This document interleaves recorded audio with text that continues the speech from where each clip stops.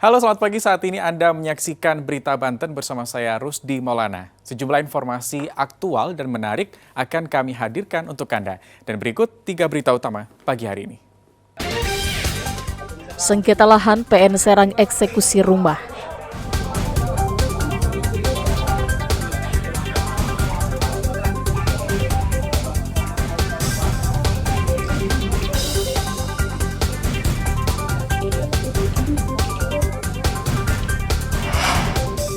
Gara-gara helm, gadis 17 tahun bakar ijazah kekasihnya.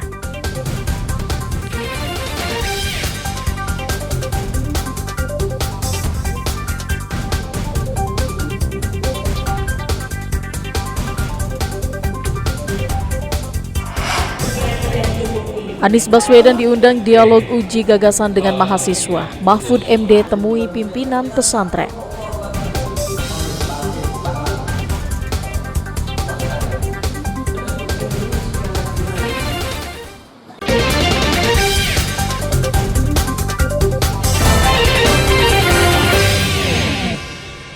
Sebuah rumah warga desa Situterate, Kecamatan Cikande disita Pengadilan Negeri Serang. Penyitaan ini dijaga ketat puluhan anggota TNI Polri karena sebelumnya terdengar informasi jika rumah yang akan dijaga salah satu ormas. Penyitaan aset rumah seluas 549 meter persegi ini merupakan buntut masalah kredit macet. Oleh perusahaan pembiaya, objek sengketa ini kemudian dilelang secara terbuka dan dimenangkan oleh seorang warga asal Surabaya, Jawa Timur bernama Arif Handoko. Namun pada saat pemenang lelang hendak menguasai bangunan rumah, pemilik rumah menyerahkan kepada orang lain yang tidak memiliki kaitan apapun bernama Sumardi. Belakangan penghuni terakhir bernama Sumardi ini diketahui merupakan pengurus salah satu ormas yang dengan sengaja ditugaskan oleh pemilik rumah sebelumnya untuk menghalang-halangi pemenang lelang bangunan. Pemenang lelang atas nama Arif Handoko mengajukan permohonan penyitaan dan pengosongan paksa kepada Pengadilan Negeri Serang. Proses eksekusi ini pun berjalan lancar, bahkan penghuni atas nama Sumardi pun mengosongkan isi rumah yang ditempatinya dengan sukarela tanpa perlawanan. Mula pembunuhan eksekusi adalah pemenang lelang yang dilakukan oleh permohonan PT MNC. Kemudian mengajukan permohonan lelang ke kantor lelang Serang, kemudian diajukan lelang, menanglah si pemohon ini Pak Arif Handoko. Karena sesuai dengan ketentuan Pak Handoko tidak bisa masuk lokasi objek yang dibeli lelang, maka ajukan permohonan ke pengadilan. Pengadilan dasar hukumnya itu SMA nomor 4 tahun 2016. Pemohon pemenang lelang dapat mengajukan eksekusi langsung tanpa melalui gugatan. 3 bulan lalu lupa kurang lebih. Ya setelah berproses lah di pengadilan yang si pihak juga mungkin sudah dipanggil, tapi pihak bukan yang menempati, bukan si pihak sih, namanya Pak Dul Fikri siapa itu kan. Sudah dipanggil beberapa kali sehingga sampai sekarang terjadilah eksekusi. Pemilik rumah baru kemudian mengontrakan Sumardi yang telah dipesan selama 2 bulan ke depan. Hal ini dilakukan sebagai bentuk kemanusiaan. Ariel Maranus dan Ahmad Sayuti melaporkan dari Kabupaten Serang. Meminimalisir terjadinya kecelakaan saat libur Natal dan Tahun Baru, ratusan pengemudi taksi Bandara Soekarno-Hatta menjalani pemeriksaan kesehatan dan tes urin yang dilakukan tim gabungan Dokes Polda Metro Jaya dan Kantor Kesehatan Bandara serta Polresta Bandara Soekarno-Hatta. Pemeriksaan mulai dari pemeriksaan suhu tubuh, pemeriksaan tensi darah hingga tes pendeteksi alkohol yang masuk ke tubuh. Selain itu, sejumlah pengemudi taksi juga dites urin, namun karena keterbatasan alat, pemeriksaan hanya dilakukan secara acak. Dari hasil tes urin, sejumlah sopir yang dites dinyatakan negatif narkotika. Sejumlah sopir menyambut baik kegiatan yang dilakukan petugas.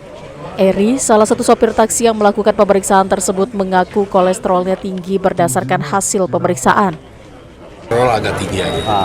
Itu senang nggak Pak dengan adanya pengobatan? Alhamdulillah senang, gratis oleh. Ya, itu aja. Tahun ini kali? Udah ada 2 kali. Oh, 2 kali. 2 minggu yang lalu sama sekarang. Ya. Berarti untuk harapannya gimana Pak?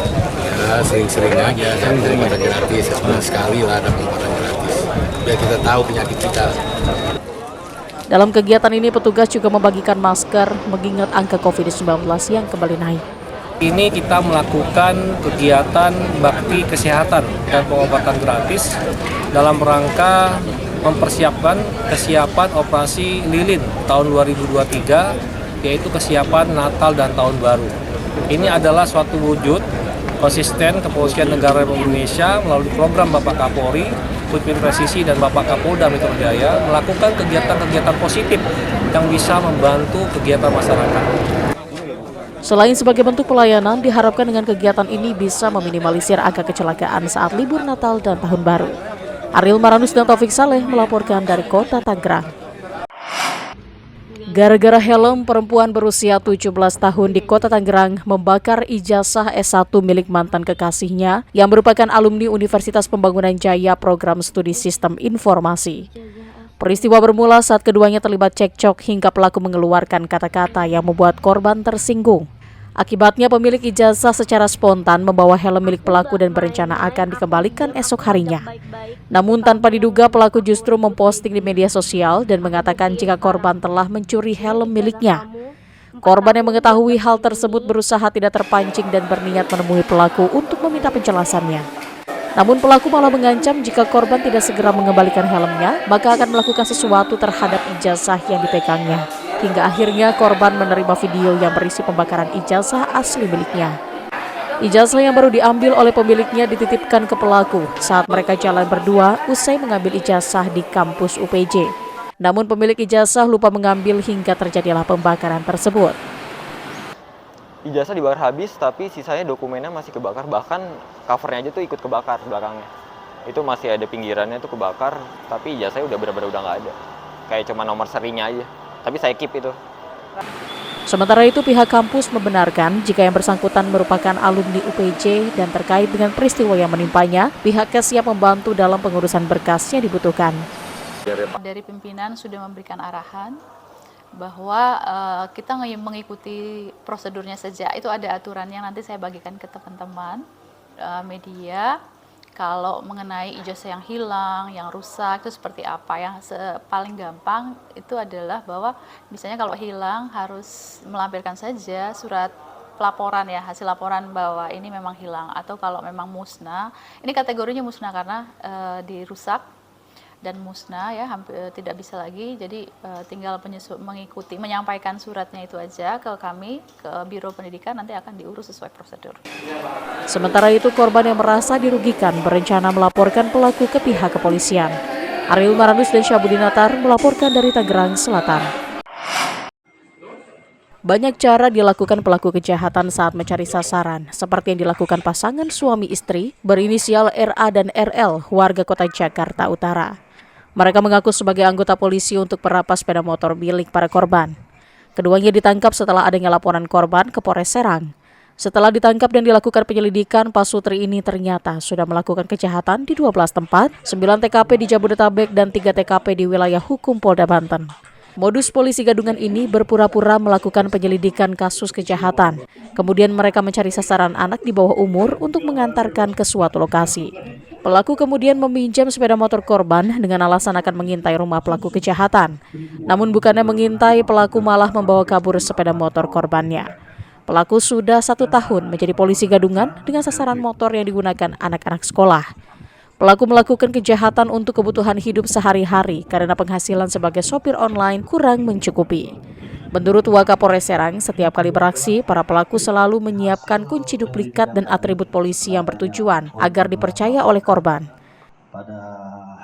Melakukan pengungkapan kasus 38 KUHP di mana dari komplotan pelaku mengaku-ngaku sebagai anggota Polri dengan menggunakan tanda kewenangan palsu. Selain menangkap ketiga pelaku, polisi juga menyita barang bukti berupa 3 unit motor, ponsel, sepatu, dan atribut polisi. Atas perbuatannya, pelaku dijerat pasal 378 KUHP dengan ancaman hukuman penjara 4 tahun. Ariel Maranus dan Ahmad Sayuti melaporkan dari Kabupaten Serang.